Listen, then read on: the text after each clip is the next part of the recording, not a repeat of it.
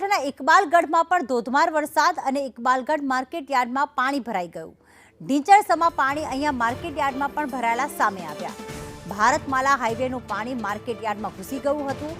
અનેક વખત વેપારીઓ રજૂઆત કરી ચૂક્યા છે। પાણી અન્ય માર્ગે ડાયવર્ટ કરવા રજૂઆત કરાઈ હતી, પરંતુ તેઓ રજૂઆત ન ધ્યાને લેતા હાલમાં માર્કેટ યાર્ડમાં પાણી ભરાઈ ગયા છે। ગત રાત્રિથી ધોધમાર વરસાદ વરસી રહ્યો છે। હજુ સુધી પણ વરસાદ ચાલુ છે।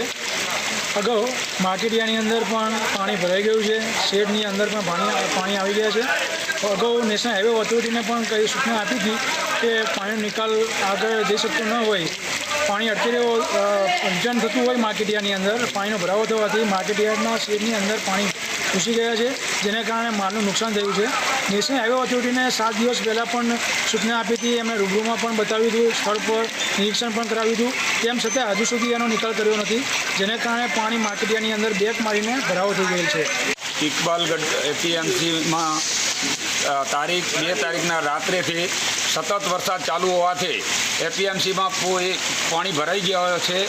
નેશનલ હાઈવેના વારંવાર રજૂઆતો કરવા છતાં કોઈ પાણીનો નિકાલ કરેલ નથી, તો આજે એપીએમસીની અંદર માલોને બહુ મોટું નુકસાન થયું છે।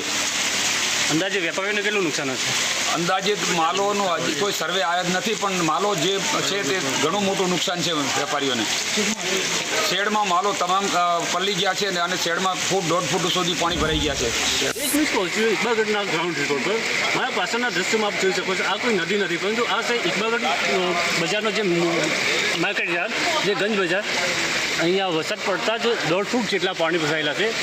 વેપારીઓનો આક્ષેપ એવો છે કે અહીંયા નેશનલ હાઈવે ઓથોરિટી દ્વારા જે રોડનું જે પણ સમગ્ર પાણી હોય તે ગંજ માર્કેટમાં આવતું હોય। 7 દિવસ અગાઉ પણ નેશનલ હાઈવેના અધિકારીઓને જાણ કરેલી હતી કે નેશનલ હાઈવેનું પાણી જે છે એ તમામ ગંજ માર્કેટમાં આવે છે, પણ નેશનલ હાઈવેની હજુ સુધી નિંજામાંથી જાગેલી નહીં અને માર્કેટ યાર્ડમાં 1.5 ફૂટ કરતાં પણ વધારે પાણી ભરાયેલા છે, જેના લીધે વેપારીઓને મોટા ભાગમાં ખૂબ જ મોટું નુકસાન વેઠવાનો વાંકો આવેલો છે।